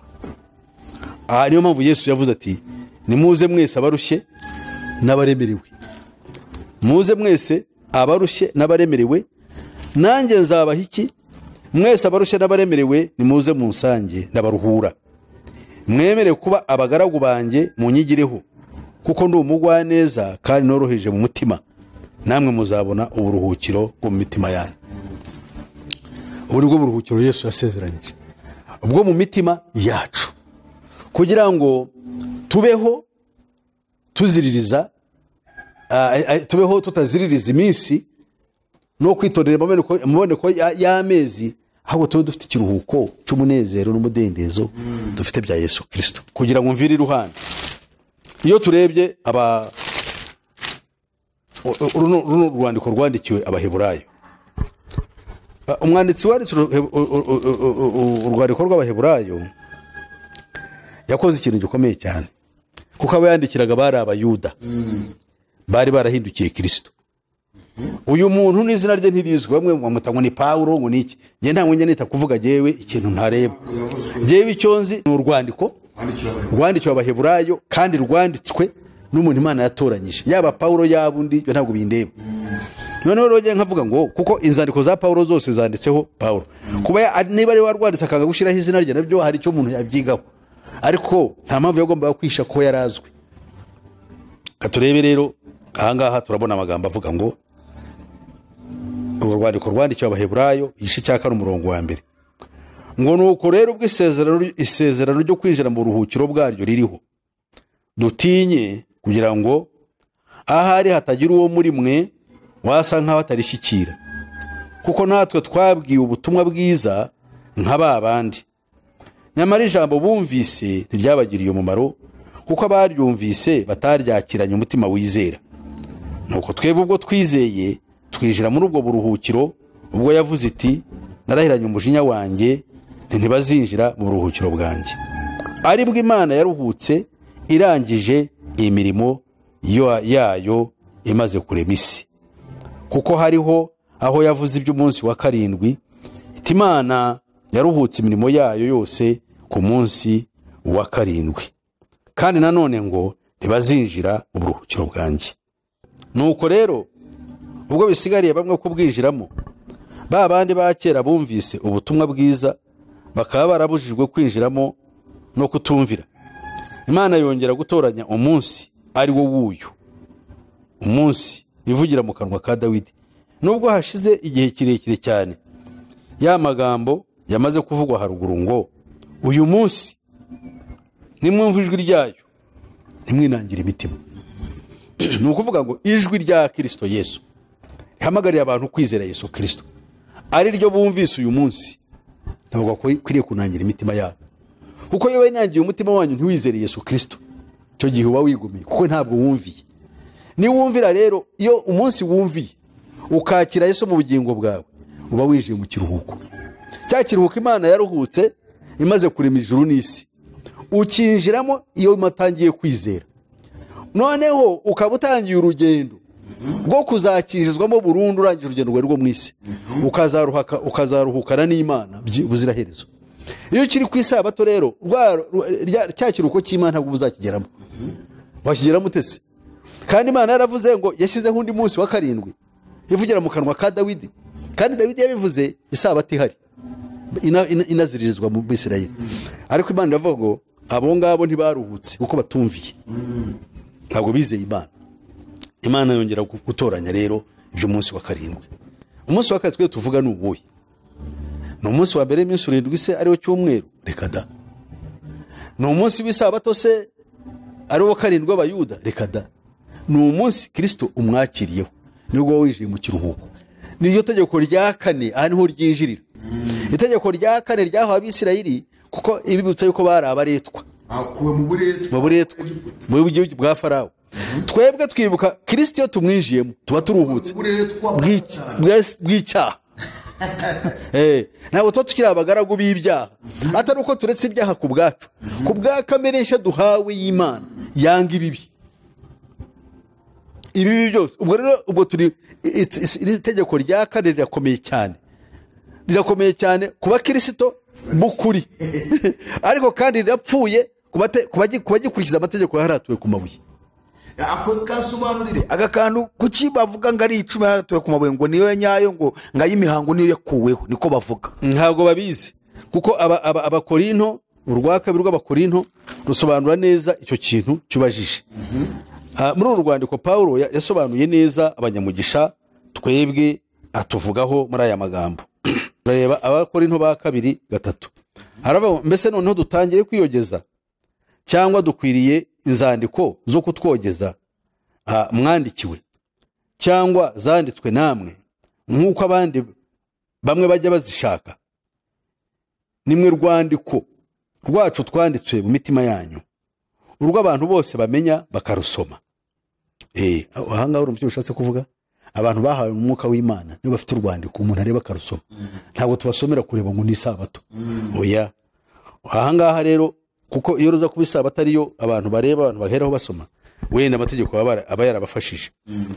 Ahanga yarakuvuga ngo kandi koko biragaragara ko muri urwandiko rwa Kristo rwanditswe natwe rutandikishijwe wino, ahubwo rwandikishijwe umwuka w'Imana ihoraho, rutanditswe ku bisate by'amabuye, ahubwo rwanditswe ku mitima, ku by'inyama, ari byo mitima yanyu. Ibisate by'amabuye hari byari byanditseho, ubwo byararangiye. Ahanga Paulo arashaka kuvuga kuki se yaza ibisate by'amabuye akabivugaho. Dore impamvu avuga murongo wa 4. Ibyo nibyo byiringiro twiringira Imana ku bwa Kristo. Ibyiringiro byacu nuko dufite umwuka wera mu mitima yacu, kandi imyuka dufite mu mwuka wera dufite imitima yacu, ntabwo ari Yesu uvuga ngo dukomeze amategeko, ahubwo ni kamere nshya y'Imana ituma abantu batubona bakabona ko turi aba Kristo koko, kuko twambaye we mitima yacu. Agakomeza agira ati rero murongo wa 5, si uko twihagije ubwacu ngo dutekereze ko ikintu cyose nkaho ariko cyaturutseho, ahubwo tubashishwa n'Imana, niyo yatubashishije kuba ababwiriza b'isezerano rishya, bataraba inyuguti ahubwo nabi by'umwuka, kuko inyuguti yicisha naho umukwesha ubugingo. Bari abantu bagiye gupfa barigisha ibintu by'inyuguti, ariko tufite ishyano. Nukuvuga ngo bano bantu nukubashakisha uruhindo kugira ngo tubigishe ijambo ry'Imana, kuko turabwiriza ubutumwa bw'isezerano rishya, niryo twategetswe ry'umwuka. ariko bo baraza isezerano rishya bakarisigiriza, noneho barangiza kutujijisha bakatwigisha ibisezerano ryica, bakadusubiza mu isezerano ryica ryanditswe ryaratuye ku mabuye. Yego, ijambo ry'Imana yatubwiye ngo isabato nutayubahiriza ukwiriye kwicwa. None iyo bayishe ukabaza uti ko mwakoze ishyano bigenze bite, bakubwira ngo ariko ngo turi mu buntu. Nose wabivanga uti ibyo bintu. Twebwe turabwiriza ubutumwa bwiza bw'isezerano rishya. Niba uri uwa Kristo, ngenda mbwira abantu, mbwiriza ubutumwa bwiza bw'ubwami. Hari uwambajije ngo giye abantu batwarane kuri Kristo, mbabwiriza ubutumwa bwiza bw'ubwami bw'Imana, kuba kugira ngo bakure umutima ku by'isi, batekereza ibyo ubwami tuzinjiramo. Kuko ubwami kubwinjiramo bisaba kwihana no kubarwa ibyaha mu izina rya Yesu Kristo. Na hanyuma rero wenda ubwo nayo nabamushubije muri ubwo buryo. Noneho aha ngaha turabonye ngo iyo Mana niyo yatubashishije kugira tube ababwiriza bisezerano rishya bataraba inyuguti. Uwigisha rero iby'inyuguti afite ikibazo, ngo ahubwo turaba umwuka ku inyuguti yicisha, naho umwuka uhesha ubugingo. Nuko rero umurongo wa 7, nuko rero niba imitegekere y'urupfu yanditswe igaharaturwa ku mabuye, yarahawe ubwiza n'icyubahiro. Nihe mitegekere yanditse ku mabuye? Ubwo ni amategeko 10. Harari amategeko yanditse ko yaharatuwe ku mabuye. Urumva bo baravuga ngo amategeko y'imihango Mose yanditse mu bitabo abe asa nk'ubishyira uruhande rw'isanduku y'isezerano harimo ibisate by'amategeko. Bakavuga ko amategeko 10 yanditswe n'urutoki rw'Imana aharaturwa ku mabuye, ku bisate by'amabuye, ngayo niyo tugomba gukurikiza, harimo n'ategeko rya 4. None hano ubwo ndumva Pawulo ari kuvuga ibintu byiza, dusobanura akantu kabisa. Ntabwo avuga byiza, ahubwo aravuga ibidukwiriye. Ngo nuko rero niba imitegekere y'urupfu yanditswe igaharaturwa ku mabuye, yarahawe ubwiza n'icyubahiro, bigatuma abisirayeli badashobora kwihanganira gutumbira mu maso ha Mose. Cyagiye Mose yazaga afite ibisate by'amabuye, cyari icyubahiro cyayo mategeko rwose, kuko kumureba ubwabo byarabananiye. Kuko yari afite ubwiza buhebuje kandi yarazanye ikintu kirangira. Noneho rero ahangaha aravuga ngo abisirayeli ngo ntibashoboye kwihanganira gutumbira mu maso ha Mose kuko kurabagirana ko mu maso he, kandi kwari uko umwanya muto gusa kugashira. No kuvuga kwagombaga kumushiraho, ntiyagombaga gukomezanya nako. Bishushanya yuko n'amategeko aje yagombaga kurangira mu gihe gikwiriye. Akavuga ati nkanswe imitegekere y'umwuka. Imitegekere y'umwuka yo imitegekere y'umwuka nyine n'urukundo. Imitegekere y'umwuka n'ukwizera Yesu Kristo. Wibuke yuko intumwa ubwo Yesu yagendaga avuye mu ijuru ngo yazitegekeshaga umwuka, ntabwo yazitegekesha amategeko. Tubisangwa mu byakozwe n'intumwa igice n'ibiro yuko ari icyambere ku murongo wa 8, ngo yabategekeshaga umwuka. Tushatse naho twahareba mbere yuko tuva ko naho dushobora kwibagirwa. Ihute vuba ahantu have, kuko ndashaka ko turangiza ibibazo by'uyu muntu rwose ukabisubiza mu magambo makeya cyane. Nigishaga ariko katurebe, kuko abantu benshi bajya bavuga ntabwo njya nigisha Bibiliya. Ni ukuvuga ngo aha iki kiganiro wari uri gusubiza aba bayoboke b'idini ya Adventiste. Twebwe hari ikintu nshaka ko tuvuga ku birebana n'ibibazo bagiye babaza kuri zirangisha ugenda utanga zirebana na tekinoloji n'ibindi. Ngo muri cya gitabo cya mbere nanditse ibyo Yesu yabanje gukora no kwigisha byose kugeza ku munsi yazamuriwe mu ijuru, amaze gutegeka intumwa yatoranyije azitegekesha umwuka wera. Uvuga ngo intumwa yazitegekesha umwuka wera, natwe tugomba gutegekesha umwuka wera, ntabwo dutegekeshwa amategeko. Imitegekere y'umwuka niyo iyi ngiyi turiho, kuko dutegekeshwa amategeko tuzarimbuka, kuko ntabwo kamere yacu izabihindutse, kuko amategeko ntashobora guhindura kamere y'umuntu. Kandi ibihumanya umuntu n'ibituruka mu mategeko, ibihumanya umuntu n'ibituruka muri kamere ye. Amategeko yatubujije gukora ikintu kibi, ahubwo arushaho gutuma tukirarikira, kuko atuzanira amatsiko yo kukireba no kugikunda. None twashaka kukirwanya bikatunanira, tukisanga twatsinzwe. Rero ijambo ry'Imana yatubwiye ngo niba imitegekere yateraga gucirwaho iteka yarahawe ubwiza, nkanswe imitegekere itera gukiranuka, iyo ni imitegekere y'umwuka. kuko ubwiza bwa ya yindi ya mbere butagisa nkaho ari ubwiza. Ya mitegekere ya mbere y'amategeko ntabwo bukiri ubwiza. Kubera iki? Kuko bwamazweho n'ubwiza buhebuje bwaje hanyuma. Ni ubuhese. Ubwiza buhebuje n'ubwiza bwa Kristo yazanye bw'umwuka.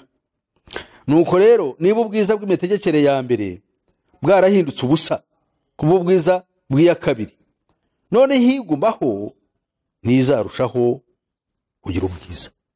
So muri make rero yizagumaho ni y'umwuka, ntabwo ari y'amategeko, imitegekere y'umwuka.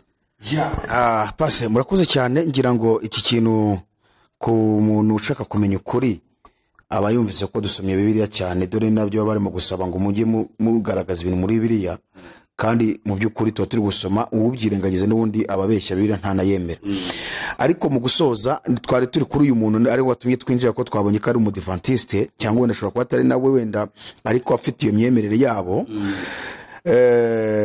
Ariko nabo bafite confusion kubirebana kuko n'iri tegeko bataramenya agaciro k'isezerano rya kera n'agaciro k'isezerano rishya. Ugasanga rero baro bibaza icyo kintu. Ariko hari kimwe mu bintu watubwiye shaka ko udufasha. Wavuze ngo hari n'abasenga ku cyumweru, ngo b'abapantekoti, ngo n'abandi ngo nabo ngo bahagaze muri iki kintu cy'amategeko.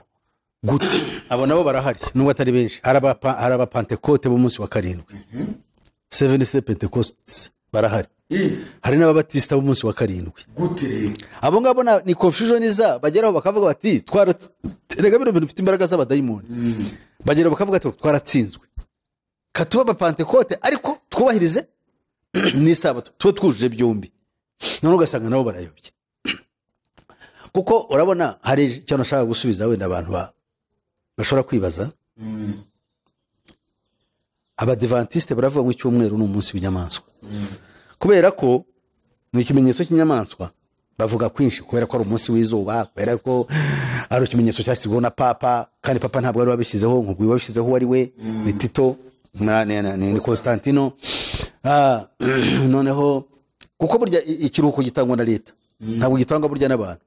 Yesu ntabwo yagomba kuduha ikiruhuko cy'iminsi kuko yagase kubikora ate, kandi ntabwo yashaka kugira ngo ubukristo bushingire ku buyuda, ku kiyuda. Byagomba kuba ikintu gisha kije, kandi ntabwo yarashyizeho leta.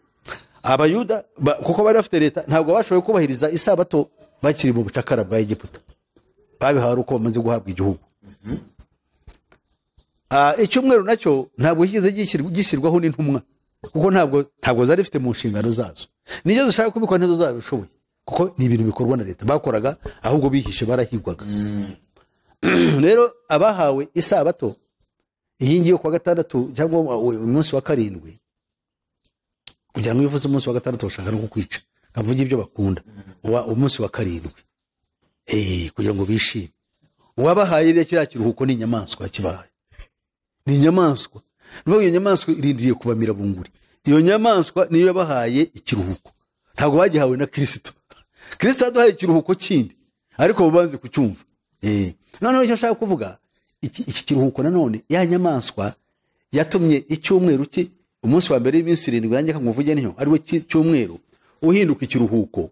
Iyo nyamaswa niyo igiye kongera gukuraho amadini, gashyiraho ikimenyetso cyangwa igishushanyo gisengwa kizicisha batakiramya. Nanone ku munsi wa Yesu Kristo wo kumwibuka, ni uwo munsi bazongera bawufate ari wo bakoresha. Niyo mpamvu abadive kubwo babihuza n'ihishurirwa bagize rya Elena White yagize. Ariko mu by'ukuri icyo bashaka no kugira ngo nibisohora bazagaragaze ko ari bari mu kuri, nibirangiza bazashirire ku icumu, kandi bapfa ugagashinyaguro, kuko ntabwo bazabapfiriye ukuri, bazanarimbuka. Njye mbwira nizo kurimbuka uzaba upfuye ku mubiri, kuko Yesu Satani cyamuzanye kwiba, kwica no kurimbura. Njye mbwira abantu byanteranyije n'abantu benshi bari abihaye Imana b'Ibugande. Burya hapfuye abantu benshi, ariko abagatulika bapfuye bari 22, ni nabo bajya bibukwa cyane. N'abantu ba Kizito ba Rwanga, ujye ture ngo kwa Karori Rwanga, bera n'Abagande. Abakizito izazina rya Kizito babatiza ni Rigande, ntabwo renuza, babaye abatagatifu. Ariko navugane ngo nabo bantu baho, njye numva ngo bajye bava ngo bahowe Imana mu buhe buryo se?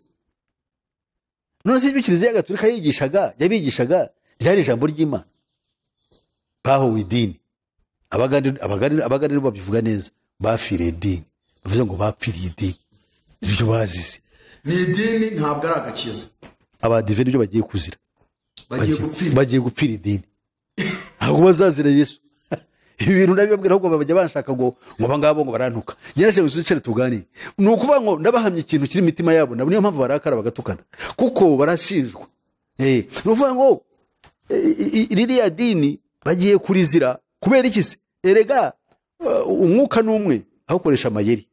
Umwuka barimo ni nawo mwuka uri mu bupapa, ushaka kugira ngo bashyireho ryadi wa munsi, kugira ngo bazavuge ngo wa munsi niwo dushyiriweho kujya turuhuka, noneho twicwe, kuko ibyasohoye ibyahanu bigize bite birasohoye.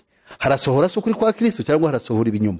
Ubwo bagiye gupfira idini, kuko nta kuntu uriya munsi Constantine impamvu yawufashe akawuhindura ikiruhuko bikemezwa na bugingo n'ubu, ni ikibazo gikomeye cyane. Ni ukuvuga ngo inyamaswa ya kabiri yavuye mu gitaka igiye gushyiraho ikimenyetso. Icyo kimenyetso ni idini rimwe rigiye kuzaho. Twaravuze ngo iryo dini rishya rizaba rifite 5% gusa, ari ryo ki? Ari ryo bukirisitu. Ibindi bisigaye rizaba ari ubuhindu, ubusilamu n'ububuda n'ibindi byitwa spiritism cyangwa spiritualism. Ubwo ibyo ni ibi. Spiritism ni iby'umwuka nk'ibubona mu barokore. Erega buri tugenda mu Pentecote. Bano bazi yuko mvuga iyo ndwanya abapantekote, abantu z'abadeve bonyine cyangwa abagatolika, ndwanya n'abapantekote. Ubu abapantekote ntabwo tukigisha kugira ngo abantu bahabwe umwuka w'Imana, ahubwo abantu bafite ibyo ta spiritism, aribyo bigiye nabyo bizaba birimo muri iyo dini rishya. Ibintu by'imyuka, nk'iyi myuka yo gukora ibitangaza, imyuka yo gutitira, imyuka yo kwikubita hasi, imyuka yo kuruka, imyuka yo guhanura cyangwa kuragura, aribyo abantu bashaka. Kandi Bibiliya bisobanura ikavuga ngo abo ngabo batyo Imana izaboherereza ubushukanyi bwo minsi y'imperuka. Uwo murongo ndashaka ko uzatuganizaho igihe cyagiye, ariko uwo murongo ndashaka ko uzatuganizaho witonze, abantu bakawumva bagasobanukirwa iki kintu, ko bishoboka ko Imana ishobora kohereza umwuka w'ibinyoma mu bantu kubera ko imitima yabo ari byirarikiye. Yes, ni ukuvuga ngo ubundi Imana ntabwo ari umugome, ariko icyo urwaniye irakwihorera, nk'uko yahaye Abisirayeli kuko bayanze bagashaka umwami, iraborohera, ariko bazabona ingaruka zabyo. Ahubwo hari naho batse Mose inyama bashyiraho agahato, Imana ibahanga n'inyama zibaca mu matwi nahiye. kuko nyine bari bafite irari. Aha rero ntushaka kubwira bene wacu ko genda umupantekote, kandi umupantekote uko nemera yuko pantekotisme ishingiye kuri Bibiliya, ariko birinde. Niyo mpamvu twebwe abapantekote twahawe impano 9, imwe muri zo ni ukurobanura imyuka, kandi biratubwira ngo umugenzura imyuka kwese utavuye ku Mana. Noneho ugasanga aho bari umuntu aravuze ngo hari sararanze rababarara shakora Imana yanyu iravuze ngo barangira ngo kandi mvuge ngo amina, uravuga ngo amina ngo ndi Imana yanyu babwiye. Ibyo bintu ni ishano, ugasanga uraminisha ari Satani uri buminisha imyuka ya dayimoni. Iyo uvuze ngo amina uvuze ngo bibe bityo. Noneho Satani aravuze ngo amina ngo nimwakire iby'Imana yanyu babwiye, ngo bana banjye se bahe abaceranya hose n'abana b'Imana, ko tuzi yuko abana b'Imana babyawe na Kristo. Yes, iki kintu kiganiro n'abapantekote, kuko abadufite ibibazo ababuranamu nibo ntasubije muri kino kintu. Pastor, reka ihangane dusubike iki tukore ikindi, sibyo? Kuko abantu bashaka kureba ibintu bigufiya bitari birebire, ariko uyu muntu ibibazo yanditse ntabwo wabishubije. Twasubije ikibazo kimwe, ariko ikibazo cya kabiri yaravuze ngo abadivusebya nicyo cyigisho kiganisha abantu kuri Kristo uvuga. Ikindi, inyigisho utanga nturabona ko ari assumption cyangwa se ibyiyumviro n'ubucurabwenge bukomatanije bifatikanije no gusasira ukoresheje Bibiliya ngo werekeze abantu aho mission uriho iganisha. Icyo wita ukuri wigisha ni iki? Ubuvanganzo n'ubucurabwenge ubwo nicyo niko kuri wigisha ni ubuvanganzo n'ubucurabwenge. Ese buri ijambo isabato ni republicary kandi rifite ubusobanuro mu bimenyetso by'ibihe nk'uko n'ibindi biranga ibihe biheruka. Ubuhanuzi bw'ibyahishuwe na Daniel n'ibindi byanditswe bibivugaho. Gutoranyamo isabato maybe ntiwasobanukiwe cyangwa uri kuri mishoni nk'abandi bapasitoro b'abayiliminati bose. Ese pasi uri muri iliminati koko nkuko uyu muntu abivuze? Ya reka dusa nk'abasubikira ngaha kuri uyu mwene data ariho dukomereza, ariko urumva arimo kubaza ngo cyangwa uri muri iliminati, akavuga ko ufite mission wahawe na iliminati nkuko hari n'abandi bapasiteri ngo bahawe iyo mission. Ubwo barahari nyine, we arabazi. Ariko jewe mu kintu wenda navuga nuko abantu duhora tubibutsa tunababwira ngo ese hari umuntu nawe waba ufite ubumenyi kubirebana n'ibiri hano mu isi, kubirebana n'amadini runaka, kubirebana mbega n'iyobokamana, akaza tukamuhuza na Ptr Musisi, hanyuma mugakora ikiganiro kugira ngo mubwirize abantu isi yose bamenye ukuri rwose. Niba uhari, reba nimero yacu aho hasi, urayibona rwose, aho uri kurebera ikiganiro urayibona, hanyuma uduhamagare cyangwa twandike kuri WhatsApp tuguhuze na Ptr Musisi. Ni ushaka umwe cyangwa babiri cyangwa batatu, ariko icyo dushaka nuko abantu bamenye ukuri. Mutagira ngo ndatwihariye ibintu cyangwa pasiteri yihariye ibintu ashaka kuvuga wenyine. Oya, ahubwo niba nawe uhari ukaba ufite ubumenyi bwawe. Hari abagiye banyandikira akavuga ngo nanjye ndabuzi ngo mfite ubumenyi. Hari weje ubundi wanyandikiye we ni umutemwe, nubaranyandikiye arambwira ngo ni nsome Matayo 5:5 ngo musobanukire ikintu cyose kuvuga, aho Yesu yavuze ngo abagwanize ko bazaragwa isi. Ubwo na n'umutemwe Dijova, urumva we ashaka kugira ngo umenye ijambo yuko tuzaragwa isi, tutazajya mu ijuru. Ubaranyandikiye turi kuvugana rwose. Ubwo rero giye naramubwiye niba wumva hari ubusobanuro, kuko yaravuze ngo uriya musaza ngazi ibintu ngari kungiye murenzeho nk'ibyo nzi ngo namuriye nawe ngo rero ngo agereka kwifatira abantu. Ndamubwira niba koko uhari ukaba ubifite, ngwino mbahuze, ngo yango twebwe ngabatemwe ngo ntago tugiye ngo twemerewe. None se kuki mutemererwa kandi misiyo Yesu ari kuvuga ngo mugende mu mahanga yose? Ariko ngo Yesu ngo yigishaga urwo kurundi, ariko ni nawe yigishaga mu biterane. Ni ukuvuga ngo dutumwe kujya kubwira urwo kurundi, ako dutumwe no guhagarara mu mihanda no mu masoko na hehe public tukigisha abantu. Bari kiganiro cyo kuzakurikira iki nari kizaba kijyanye n'ibyo ngibyo, dusubiza ibyo bibazo byose kugira ngo bive mu nzira, be kujya batwitiranya. Tugarukira ahangaha rero. Nicyo cyane mwavuga? Cyo navuga cyanyuma nuko ngewe nshimangira ku buryo budasubirwaho yuko imyizerere ishingiye ku yobokamana rigizwe n'amatsinda menshi yitiriwe Kristo yose harimo ubuyobe. Bityo rero bikaba dukwiriye muri kino gihe cy'imperuka guhagurukira gutunganya ibintu byose tukabishyira ku murongo, noneho bikajya ku kuri kweruye. Nubwo ayo madini twebwe ubwacu tutayakuraho, ariko agiye gukurwaho vuba ko shebuja wabyahetse n'igiye kuyakuraho. Kuri maraya ukomeye igiye kuribwa n'inyamaswa, igiye kumira bunguri, ishireho igishushanyo gisengwa, kandi bizayorohera kuko ntibagifite n'imbaraga, ntibagifite n'intege. Ibyo Satani ashyiraho ku mugaragaro bikavugwa ntibashobora kubikomozaho, barabitinya, ahubwo bakomeza gusaba besha abantu inyamaswa ibyo bategetse kugira ngo bazane amahoro ku isi bakabyitabira. Ariko ibihakanye ikinyamaswa ikora, ahubwo ugasanga bafatanyije nayo. Ibijyanye na Bibiliya bakabiceceka kugira ngo batiteranya. Abandi nta n'ibyo bagiye muri ibyo ntibatahamagawe n'Imana. Nta shyaka nk'iryo Mika umuhanuzi yari afite igihe yabwiraga Isirayeli igicumuro cyayo, akabwira na Yakobo icyaha cye. Rero abantu bakeneye bameze nka Mika umuhanuzi mu gihe cye yabwiye Isirayeli mbere yuko Babiloni izikabatwara, igatwara abana ba Isirayeli Nebukadinezari agasenya Yerusalemu. Mika umuhanuzi na Yeremiya bahanuriye abo bantu, ariko ntibumvise. Hanyuma muradufasha gusenga. Igituma tuvuga gusenga, dutangira dusenga kugira ngo Imana ibane natwe, ibyo tuvuga tube tubihabwa n'Imana. Igituma dusoza dusenga no kugira ngo Imana imanure ubwenge mu bantu, ibumvisha ibyo tuvuga. Madufasha gusengera aba bantu rero kugira ngo Imana irusheho kubungura ubwenge, hanyuma muratanga na adresse zanyu.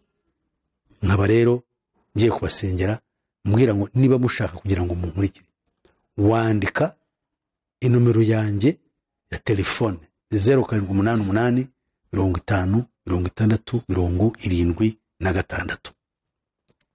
Diaspora bandika plus cyangwa akamenyetso ko guteranya, washyiraho 250 7 8 8 50